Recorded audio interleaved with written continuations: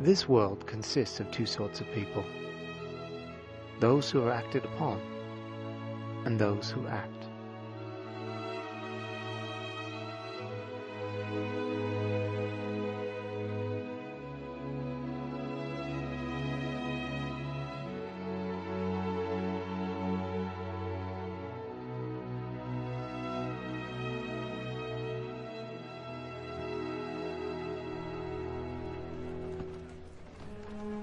My father, a stonemason named John Romoyle, was always one to act. He and my mother, Philippa, were converted due to an article published by an enemy of the church, which so much aroused his curiosity that he determined to learn more. But rest assured, those accusations are false. I bear testimony to... They agreed to baptism on the very night they were taught the gospel. On April 11th, 1856, the family left Plymouth, England, and heeded the call, "Come to Zion." After arriving in Boston, they rode by rail to Iowa City, where Father hoped to purchase a wagon to cross the plains to Salt Lake. When he learned there were none to be had, a different mode of travel was presented.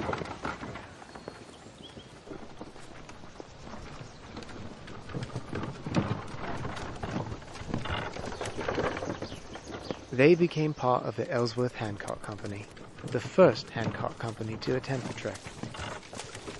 From the beginning, it was a perilous journey. Thursday, June 26, 1856. Travelled about 1 mile. It was very hot. Only a half pound of flour allowed per head each day.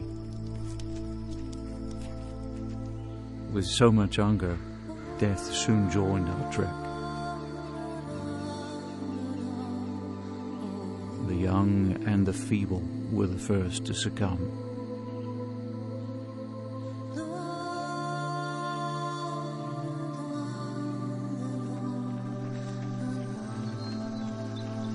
July 26, 1856.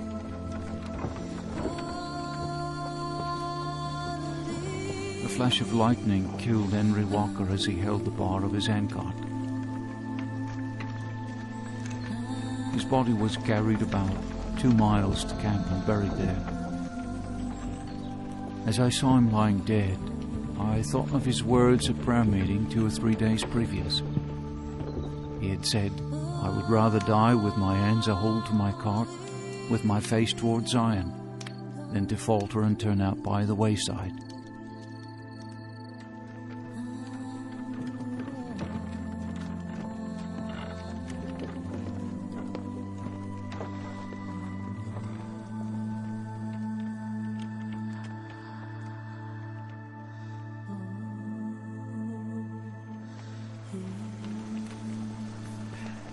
My father was a great strength to the entire company. Stephen, help the others! He was so concerned about imposing on others, he refused to let anyone else push or pull his cart.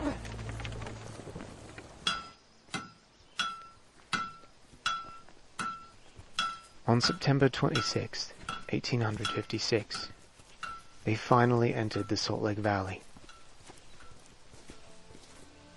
For all those who saw the ragged state of the company, it was easily apparent how perilous the crossing had been.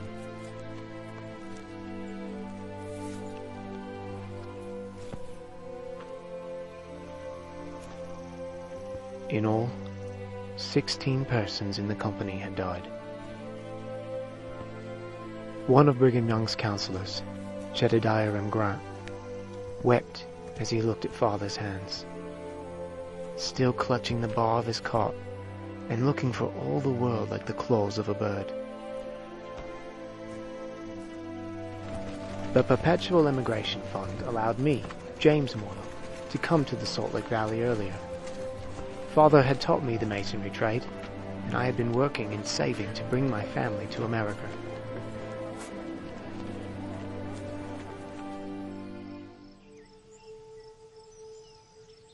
Life in Zion agreed well with my father. who quickly recovered and set about trying to find a place to settle. After earnest prayer, he chose 160 acres in what later became Alpine Utah, which he carved out of the wilderness despite constant threats from cougars, bears, and hostile Indians.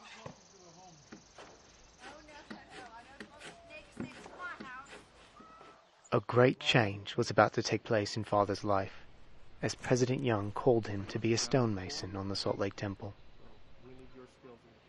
John, the temple site is over 22 miles away. We need the horse for the farm work. How are you ever going to get back and forth? Are you going to walk? I'm married well, my love. You are brilliant.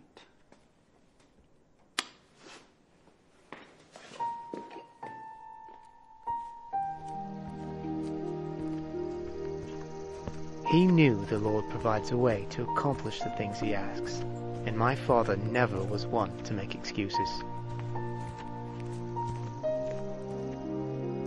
Though he was partially compensated for his efforts, he approached the task with unusual dedication and zeal, even for John Romoyle. On Mondays, he would rise at 2 in the morning in order to arrive at the temple site by 8 o'clock with the other workers.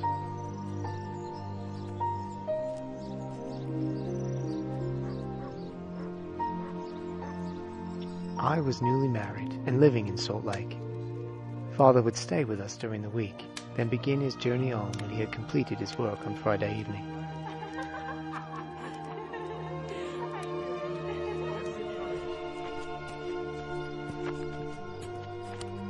He would arrive home about midnight.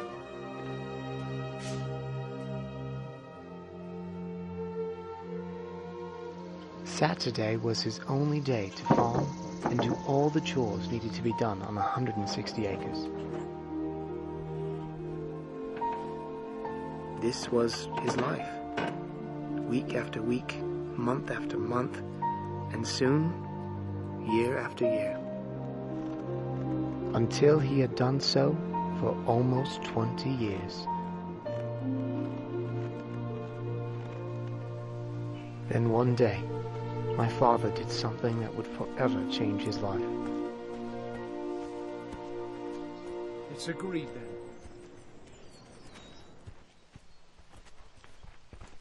Her name was Old Lindy, and she came from a herd on Antelope Island. She was the first cow the family ever owned, a cow that turned out to be more than anyone had bargained for. Father had been working on the temple's beautiful circular staircases when he came home early one evening to help the family with chores.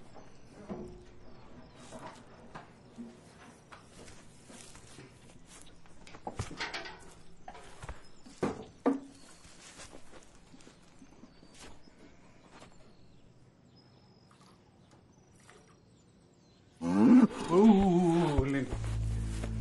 Let's be minded now. Perhaps Father was impatient with her, or maybe old Lindy was just having a bad day.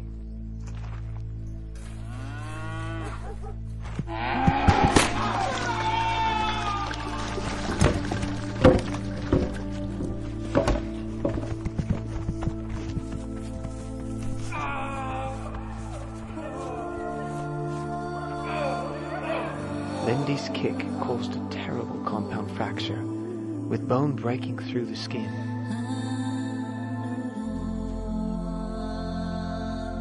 The only option was to amputate.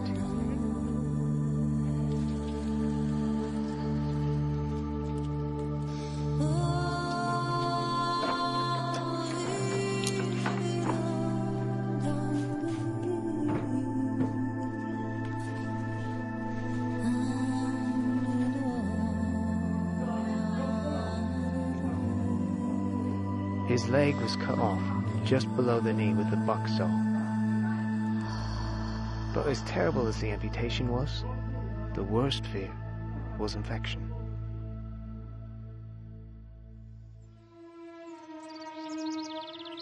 Spring came, but the infection never did. When the leg began to heal, Father took a piece of birchwood and made a peg leg with an ingenious articulating ankle. He carved a little bowl in it and lined the inside with a piece of leather. He made straps to fit around his waist and hold the leg in place. When he was able, he put it on and, despite the pain, walked around the house with that homemade leg.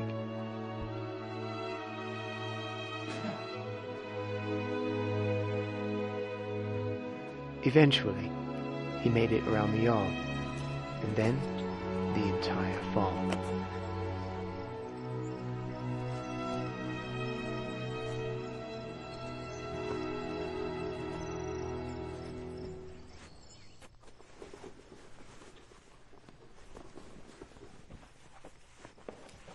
John, what are you doing? I'm packing. To go where? To Salt Lake? John, why do you have to go to Salt Lake?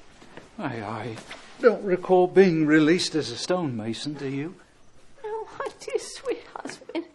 There is work enough to do in the kingdom here. You're only a stonecutter. I'm sure the Lord has plenty of people in Salt Lake to carry on with that calling. But 'tis my calling. And callings are seldom convenient, are they, my love?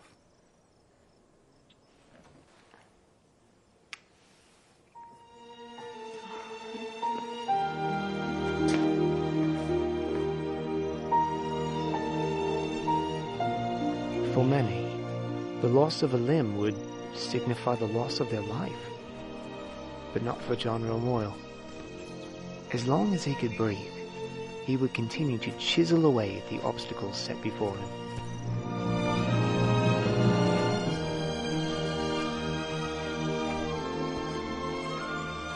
In 1885, John Romoyle once again chose to act and limped the 22 miles to the Salt Lake Temple, and as a 77-year-old man climbed 100 feet of scaffolding and continued his duty as a stonemason on the Salt Lake Temple. There are two sorts of people on this earth. I watched my father for many years. He was the sort that acted.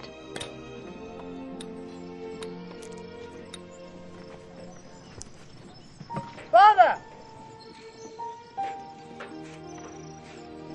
I love you, Father.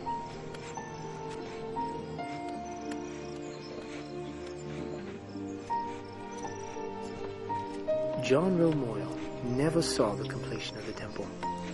He died in 1889, 4 years before its dedication. But his handiwork, carved high on the east wall and penned by a prophet centuries earlier, continues to be seen by millions. John Romoyle wasn't just carving words. He was setting in stone what it was that motivated him to act. Holiness to the Lord.